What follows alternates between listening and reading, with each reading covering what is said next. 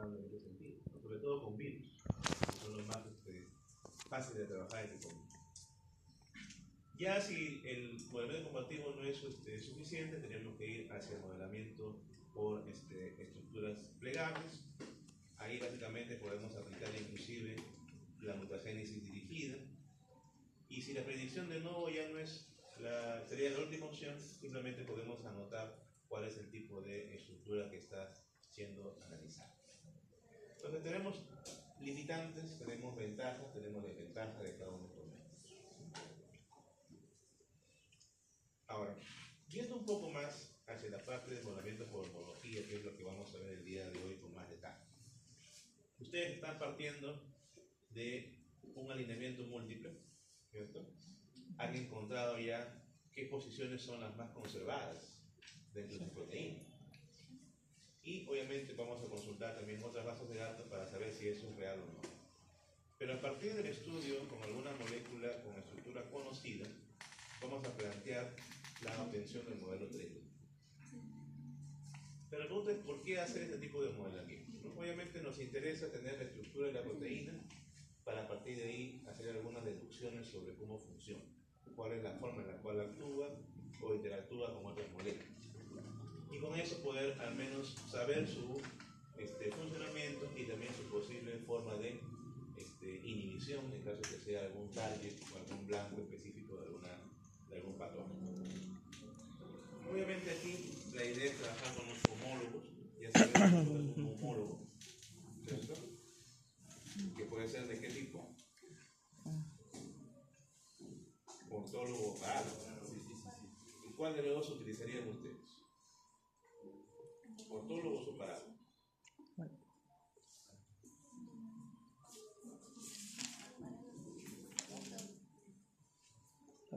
¿Qué tendrían que utilizar? ¿Un ortólogo o un parálogo para hacer la predicción de su estructura? Parálogo.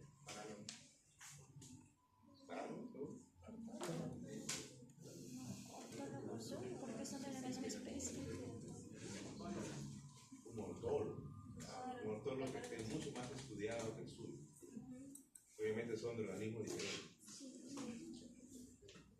Ahora, la idea es que ese ortólogo realice una función similar y un trabajo similar. ¿Sí? Si es una ATPasa, su ortólogo también debe ser una ATPasa. Si es una proteasa, también tiene que ser una proteasa. Entonces no pueden elegir un ortólogo con funciones diferentes. Entonces el objetivo es generar un modelo que sea útil, ¿sí? Más que sea correcto en todo sentido, y que debe ser sobre todo máximo en las regiones más interesantes, o sea, donde ya ustedes hayan encontrado alguna región que sea útil para definir las funciones de la proteína. O sea, de nada me vale que la homología sea igual en los extremos si en el centro no hay mucha semejanza. Tiene que ser ideal la semejanza entre esas regiones internas que son las más importantes sobre todo. Por eso es que lo que a veces se recomienda es utilizar modelos que sean útiles, no tanto que sean correctos al 100%. ¿No? Y las ventajas es que vamos a poder asignar una estructura a nuestras proteínas, vamos a definir qué lugares son interesantes de repente para diseñar alguna droga, alguna molécula en particular, y también definir regiones de interacción entre las proteínas, para saber cómo se puede elaborar el llamado interactoma de estas proteínas. Entonces, partimos, miren, la primera estrategia es obviamente utilizar una sola proteína molde, pero ya en estudios más avanzados, donde hay más información, podemos utilizar diferentes moldes. Obviamente la ventaja es que vamos a generar un consenso mucho mayor y con eso nuestra precisión va a ser más extensa. Pero para eso se tienen que utilizar otros programas, ya no el SwissModel, como hemos visto hace un momento. Entonces vamos a asignar solamente nuestra construcción de estructuras a partir de un solo templado. Entonces la precisión aquí es importante. Ya dijimos que debemos seleccionar moldes que deben estar por lo menos en el rango de la resolución ideal, ¿no? De 1.5 a 2 A. Ya si no se encuentra algo a ese nivel, lo que tenemos que hacer es alrededor de 2 hasta 3, pero eso ya es exagerando un poco el rango de resolución. Obviamente su modelo no va a ser tan definido, pero al menos podemos partir de algo. Y la identidad, sobre todo, recordar el 35% como límite de esa selección.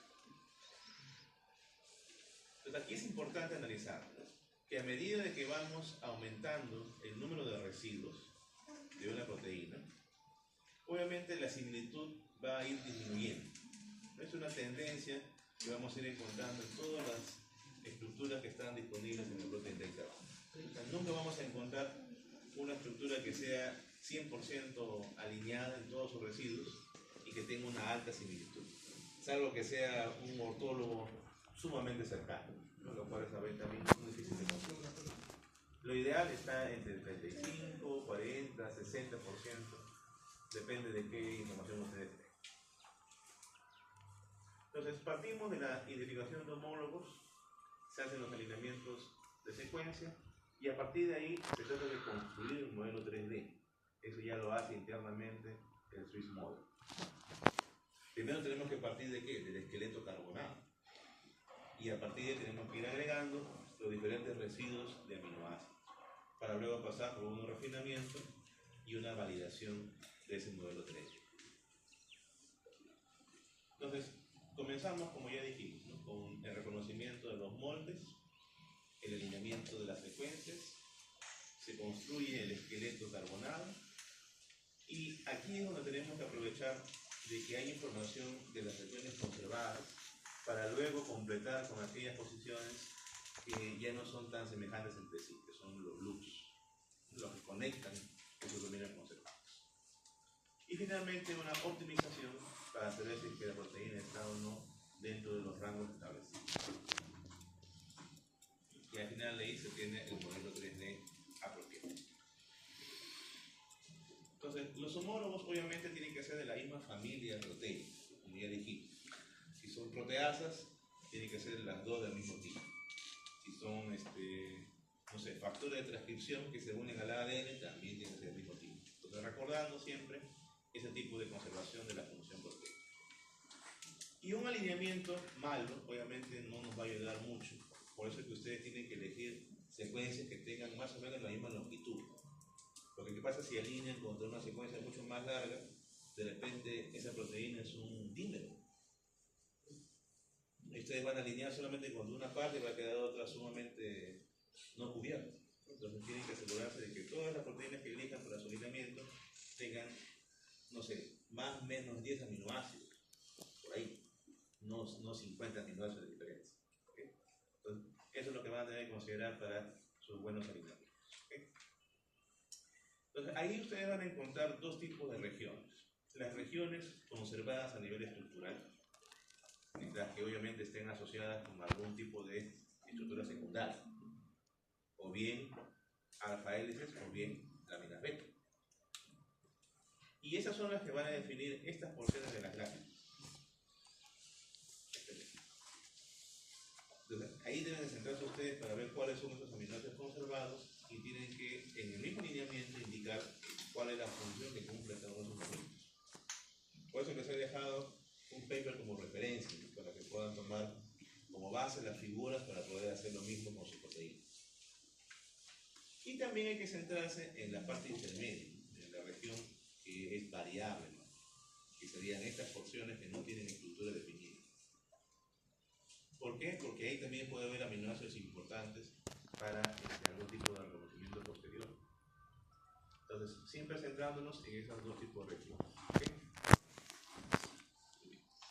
Ahora, la obtención del modelo, como ya dijimos, puede ser automatizado, como el caso del Swiss Model, o puede ser dirigido ya con diferentes templados, utilizando el Modeler, que es otra herramienta informática. Swiss Model comienza utilizando esta plataforma. Ustedes comienzan el modelamiento, colocan la secuencia de aminoácidos y dejan que el servidor haga el resto. ¿Sí? Entonces, la obtención del modelo en realidad a veces no es tan difícil, solamente es cuestión de elegir correctamente el templado para poder disminuir los errores propios de este experimento, porque recuerden que es una simulación. ¿Sí? Y ahí vamos a observar en las estructuras que ustedes van a aprender que el propio Swiss Model nos dice de que hay que tomar con pinzas estos resultados. Hace 20 años hacer un modelamiento 3D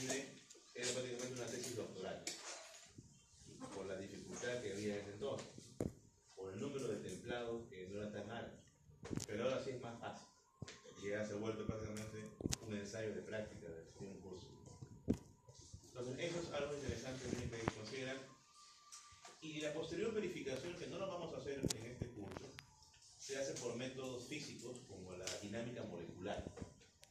Ahí es donde tiene que entrar la computadora con capacidad para analizar nanosegundos. Es decir, simular en un nanosegundo cuáles son las posibles variaciones de proteína y si la estructura que estamos observando se va a mantener o no. Entonces, pero para eso ya utilizaremos el centro de cómputo del futuro pabellón de la escuela, que está justamente adaptada para esos fines. Pero también hay métodos estadísticos que nos van a ayudar a saber si la estructura está dentro de un rango probable de estructuras definidas. ¿Okay? Lo importante es saber que todo modelo, ¿no?, es útil o no, ¿sí?, para los distintos fines o aspectos que ustedes quieran percibir. Lo importante para este informe que vamos a presentar en esta unidad número 3 es que ustedes obtengan un modelo 3D de su proteína y logren resaltar todas las partes más importantes que tiene la proteína a nivel de una revisión bibliográfica. Por ejemplo, aminoácidos activos, dominios importantes, sitios de glicosilación, lo que ustedes han encontrado. Eso tiene que estar bien descrito dentro de la estructura de su proteína. Entonces, el Swiss Model es uno de esos servidores que nos sirve para esos fines. La idea es que ustedes analicen estas gráficas para cada modelo generado.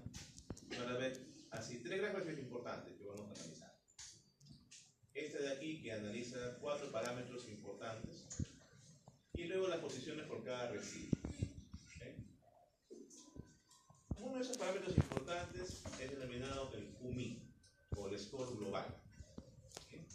Y aquí se analizan 4 subparámetros también que son interesantes para definir si el modelo es correcto.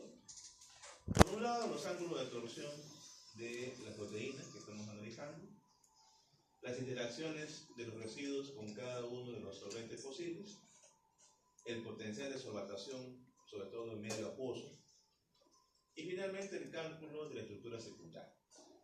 Estos son los 4 parámetros que vamos a considerar y que ya están ponderados en este score global, llamado QMI, que debe oscilar entre 0 y 1.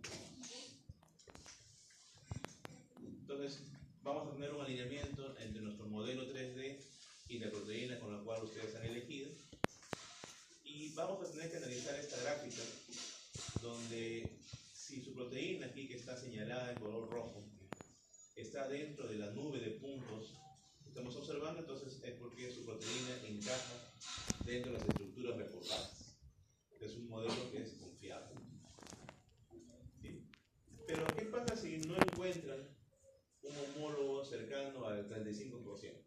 Como muchos me han comentado la semana pasada. Ahí tendríamos que utilizar otro tipo de estrategia, y eso ya escapa, salvo un poco a los objetivos del curso, que es el modelamiento por conservación de estructuras secundarias, llamado trading.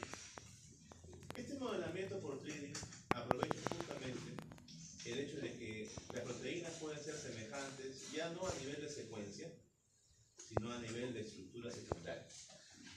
Pueden presentar el mismo tipo de alfa hélices, el mismo tipo de láminas beta, y de alguna manera esa conservación estructural nos puede servir para construir un modelo 3D. Eso obviamente parte del hecho de que existen ciertas reglas evolutivas en las proteínas que ustedes van a tener también que definir haciendo su análisis filogenético. Porque una cosa es trabajar con secuencias nucleotídicas, que son otros modelos evolutivos, el de Hughes-Cantor, el de Kimura, que también hemos discutido. Pero aquí para la parte proteica son otros modelos de tipo más estructurales. Son otras reglas de conservación de aminoácidos. Entonces, de alguna manera, proteínas diferentes pueden tener la misma estructura. Eso es a lo que conversamos la semana pasada como el concepto de la convergencia estructural. Entonces, ahí las proteínas tienen que ser agrupadas según diferentes clasificaciones. Una de ellas es la llamada SCOP, clasificación estructural de proteínas. Y con eso las proteínas son agrupadas, como ya hemos visto, como todo beta, todo alfa, alfa más beta. Ustedes lo han hecho eso con el servidor del PhD. ¿Sí? Y a partir de cada una de esas agrupaciones o clases se agrupan en plegamientos, en superfamilias y en familias. Entonces, es toda una rama muy interesante de la informática estructural detrás de este tipo de procesos. Y así miren cuántos tipos de plegamientos descritos existen. Es tan caprichosa la naturaleza, miren, que hace que las proteínas puedan tener estructuras del tipo barril, como este de aquí, de las porinas, estructuras del tipo herradura de caballo, como este de aquí, o del tipo más común, que son estas circulares. Es decir, hay una cantidad enorme de posibles configuraciones que tiene la proteína primaria circular. Imagínense ahora añadir a estas las que uno diseña en el laboratorio. Por eso que el número amplio de estructuras cada vez va a aumentar. Pero lo importante aquí es saber que podemos trabajar con proteínas que tienen plegamiento conocido e ir explorando poco a poco la secuencia de aminoácidos de una proteína para saber dónde encaja su plegamiento. Es decir, no vamos a trabajar necesariamente con toda la secuencia, sino con porciones definidas. Entonces, y eso nos lleva a un análisis muy interesante, ¿no? Es decir, que cada aminoácido tiene una probabilidad, ya sea de formar alfa hélices o ya sea de formar láminas rectas. Por ejemplo, aquí, ¿qué aminoácido es el que interrumpe las alfa hélices? Que ya lo hemos mencionado previamente. La prolina. Entonces, miren la probabilidad de la prolina de pertenecer a un alfa hélice. 0.97. La menor de todas. Lo mismo que quién. ¿Qué otro aminoácido? Tirosina. La Tirosina. ¿cuál dijimos? Glicina. Glicina y prolina son los de menor probabilidad de formar alfa hélice. Entonces, partiendo de esas reglas, dos científicos de apellido Chow y Passman desarrollaron su propio algoritmo para poder analizar de manera probabilística la formación de estructuras secundarias. Y es en base a ese algoritmo en que trabajan muchos servidores como de los que vamos a ver ahora. Entonces, analizando la tendencia de cada fragmento proteico, vamos a ver si ese plegamiento predicho está o no dentro de lo reportado. En este caso, no. Tomando esta otra porción de la proteína, aquí sí. Y así sucesivamente hasta descubrir toda la estructura de la proteína. Pero, ¿qué servidores son los que se emplean para estos fines?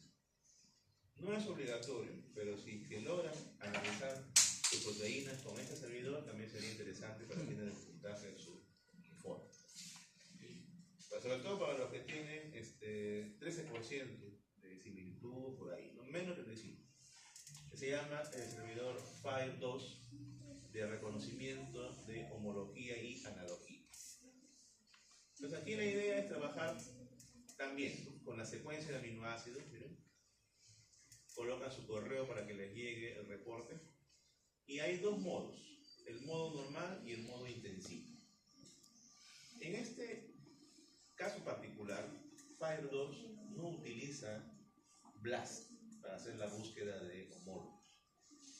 Utiliza modelo oculto de Markov.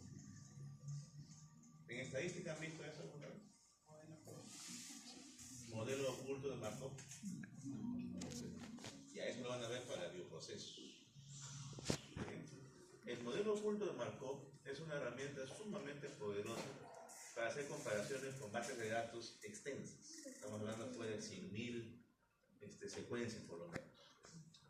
Y lo que se desarrolla en este programita del FIRE2 es un algoritmo llamado HH-Blitz, que justamente se basa en la búsqueda utilizando un modelo oculto de Markov. El detalle es que los resultados son mucho más rápidos dentro del tiempo establecido. Por ejemplo, en horas ya tienen ese modelamiento. Y la precisión de los resultados también son sumamente elevados. Entonces, HH-Blitz es justamente una de esas variantes que ya no que ha reemplazado, digamos así, el uso de BLAST de manera convencional. Ustedes están haciendo el uso de dura secuencia nada más al inicio, pero aquí tienen que luchar contra cientos de miles. Imagínense eso, en cuánto tiempo lo podrían hacer. Entonces, con estos servidores se hace de manera automatizada, comparándolo con el CBLAST, sobre todo. Entonces, el modo normal de análisis por FIRE2 parte de la secuencia usa HH Blitz, predice la estructura secundaria de toda la proteína y a partir de ahí comienza a hilvanar la parte conservada y luego los loops, que son la parte no conservada. Y finalmente nos da la estructura de la proteína, que está aquí en el punto 4. Me va la batería. Aquí en el punto 4. Pero el modo avanzado parte justamente de todo lo anterior y aquí introduce ya un poco de criterios de la parte ab initio. Si hay regiones que no pueden ser modeladas, van a tener que utilizarse criterios físico-químicos. Es una combinación muy interesante, porque vamos a utilizar tanto la parte de plegamientos tridimensionales como también la parte de predicción de C. Y con eso tenemos ya nuestros modelos de tecnología. Entonces aquí está un poco de las vistas de los resultados que ustedes van a obtener. La idea es centrarse en los modelos que tengan mayor confidencia y obviamente el porcentaje de identidad puede ser menor al 35%. ¿Sí? Entonces, si lo logran correr ahora, de repente para la parte de la práctica, ya pueden estar los resultados y podemos discutir. Sobre todo los que tienen problemas con la obtención de modelos de menos del 35%. ¿Sí? Entonces aquí van a generar un modelo, miren, que sea confiable al 5% y que tenga una cobertura de repente menor del 5%. Pero obviamente no es la última opción. ¿Qué pasaría, ¿no?, con secuencias que no tengan ni siquiera el 15% de semejanza? ¿Por qué habría proteínas que no tengan homología con otras a ese nivel? Piensa un poquito. No, pero la estabilidad ya es parte de la configuración 3D. Ya estoy hablando de la homología de la secuencia. Pero ustedes aíslan un gen de una bacteria X y cuando la buscan por BLAST-N ven que no se parece a ninguna, ni siquiera en un 10%. ¿Qué piensan? ¿Qué pensarían ustedes? ¿Han hecho mal? De repente tiene un gran número de variantes. ¿Y por qué? ¿Por qué tendría más variantes que un gen normal? Es decir, ¿por qué tenemos que llegar a este punto, ¿no?, del modelamiento ab initio? Si bien podemos partir de que la secuencia aminoácidica es la base para el plegamiento proteico, aquí tendríamos muchas opciones para poder generar un modelo 3D. Eso complica un poco más la cosa. Pero el modelamiento ab initio, miren, que parte solamente de las reglas físico-químicas, tiene un motivo muy importante. Es decir, si bien nos va a ayudar a utilizar la secuencia aminoácidica para generar, en base al diseño de una proteína, su estructura 3D, hay un porqué a nivel genético.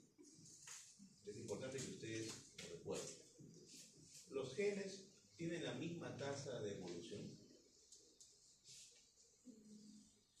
Por ejemplo, cuando en la unidad 2 seleccionamos genes nucleares y genes mitocondriales, ¿cuál de ellos nos sirve para analizar especie, género, familia? Mitocondriales. ¿Por qué?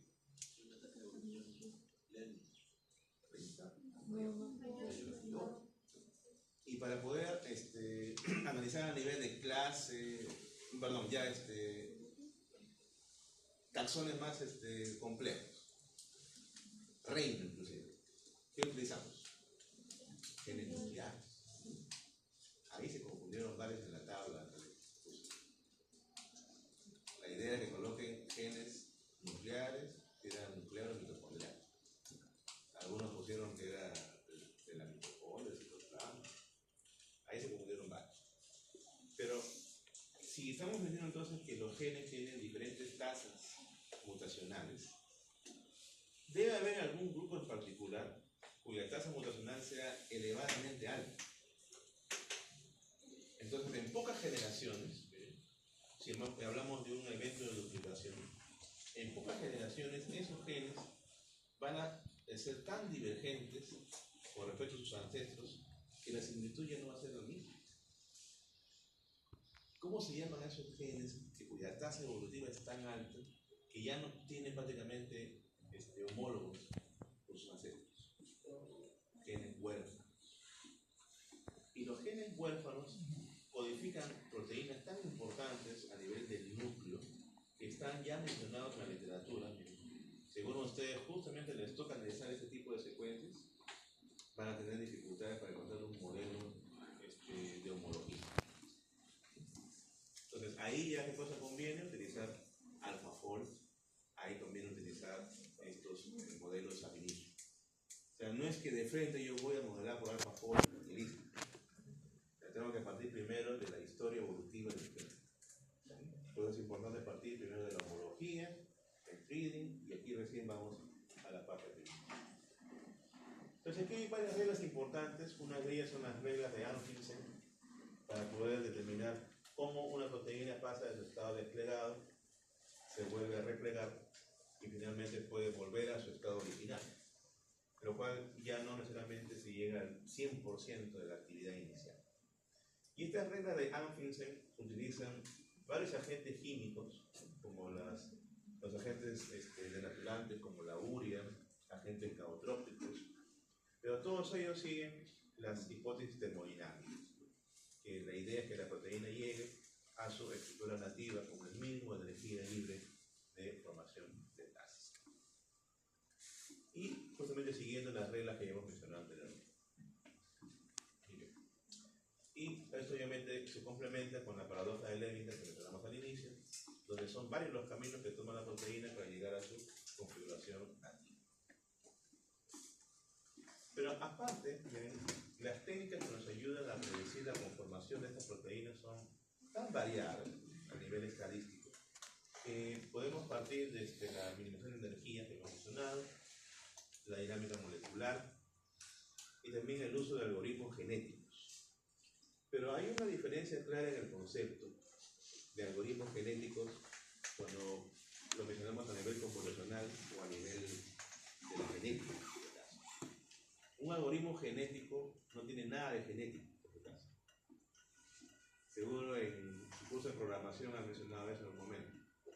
Los algoritmos genéticos más bien utilizan los criterios de selección no como lo conocemos a nivel biológico, por su caso, sino de a partir de un número X de secuencias se van a poder definir cuáles son las que estén más cercanas según la conformación tridimensional. Pero no tiene nada de genético, por su caso. Ese nombre que le han puesto es bastante particular.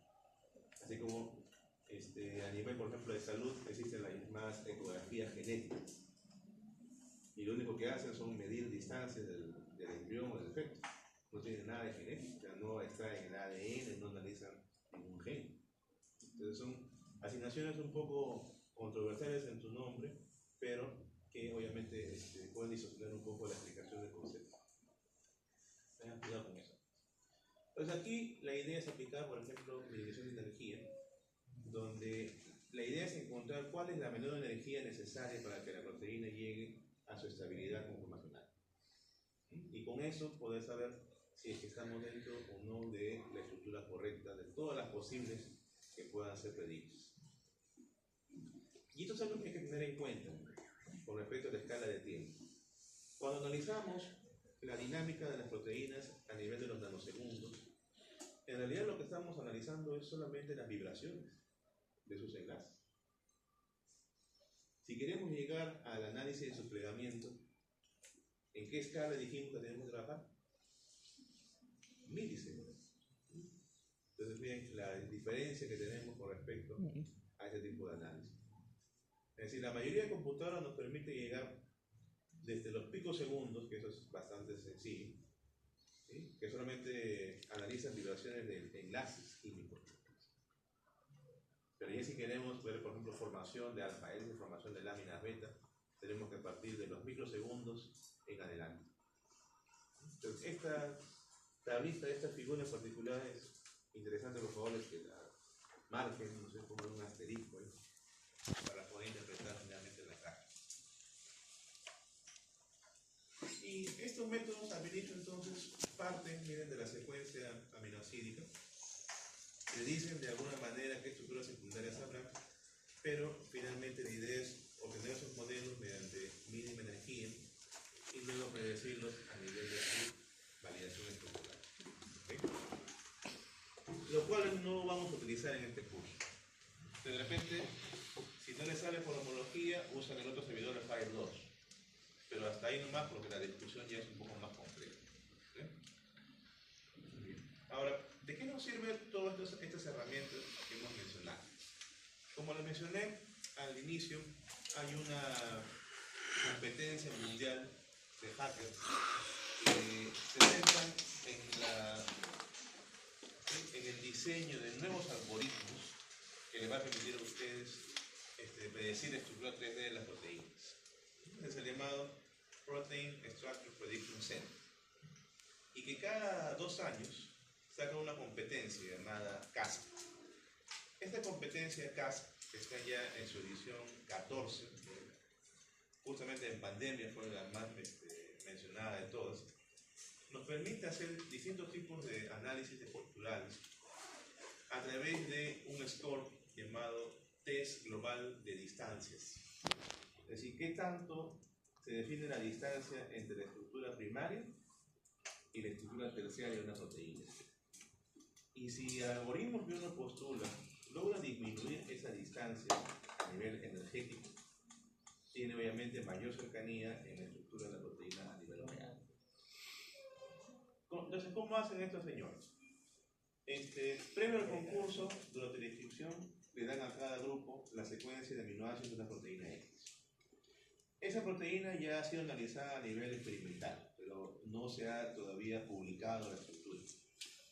Entonces, la idea es que cada grupo trabaje de manera independiente esa secuencia y lance su propio modelo 3D. El modelo que más se acerca a la estructura real es la que comienza a liderar el ranking de estructuras tridimensionales. Entonces, ahí es donde entra a tallar, ¿sí?, los modelos predictivos. Pues miren, cómo a partir de diferentes estadios, de modelos fáciles a difíciles, este valor de distancia global obviamente se ha ido acortando en el transcurso de los años. Tanto que en la última edición, ¿no?, del CAF 13, ya ese valor está prácticamente alrededor del 80% de promedio de todos los concursos, de todos los concursantes. Obviamente hay límites, miren, como casi el 100% aquí, en este puntito de acá. ¿Qué grupo será el que está casi liderando esto? Principalmente son grupos americanos, que trabajan a nivel de predicción combinada, ¿no?, homología, analogía. Y otros grupos que ya se están acercando un poco más son los que utilizan inteligencia artificial. Ahí es donde se agrupa, por ejemplo, el AlphaFold, que ya de manera rutinaria se está utilizando, pero en realidad tenemos que seguir cuál es esa historia de la evolución de estos métodos. No es simplemente mencionar, si no el curso se limitaría a una herramienta y listo. Entonces, miren cómo con esta estructura 3D obtenida por cristalografía se tiene un modelo CASP prácticamente idéntico. La única diferencia de repente es esta lámina beta que está por aquí, esta posición de este loop nada más, pero el resto de la estructura es prácticamente idéntica. Esa es la gran ventaja de estos métodos predictivos. Y obviamente son publicados en revistas arbitradas para poder darle más confiabilidad. No es que sea un concurso X nada más, que pasa por diferentes filtros. Y obviamente ya en la ronda 14, miren, tenemos pues un acercamiento mucho más cercano, casi al 100% para la gran mayoría de los investigadores que forman parte de estos grupos. Entonces, uno de esos servidores de modelamiento ab initio es llamado Robeta. Este Robeta es muy práctico, también ustedes tendrían que loguearse, así como en el caso de SwiftModel. Y para esto sí se toman días en el análisis, porque hay detrás de esto decenas de miles de investigadores que en todo momento están cargando secuencias. Y si en algún momento les sale a ustedes, bueno, vale. Porque van a decir, lo primero, un correo con extensión .p. Van a pensar que quieren hackear el sistema. Porque no es usual que con esas extensiones estén trabajando estos servidores.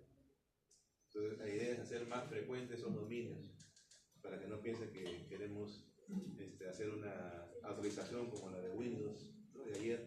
Entonces se han enterado que por actualizar un antivirus prácticamente se anuló el sistema Windows Server en decenas de miles de lugares, aeropuertos, centros comerciales, etc. ¿Se han enterado de ese cero de ataque? ¿Sí? ¿Están viviendo ustedes? ¿No se han enterado que prácticamente aeropuertos han dejado de funcionar porque han mal actualizado su Windows Server? Es peligroso eso, ¿no? Ya me leo. No le den clic a ningún enlace, sobre todo los que terminan en CC, esos son los más peligrosos. O en IN, CC, IN, RH, KB, los dominios son, prácticamente están hackeando sus celulares. Entonces, estos servidores bien son interesantes, cumplen con los requisitos que hemos mencionado de distancia global y finalmente pues agrupan tanto criterios computacionales como criterios a nivel físico-químico.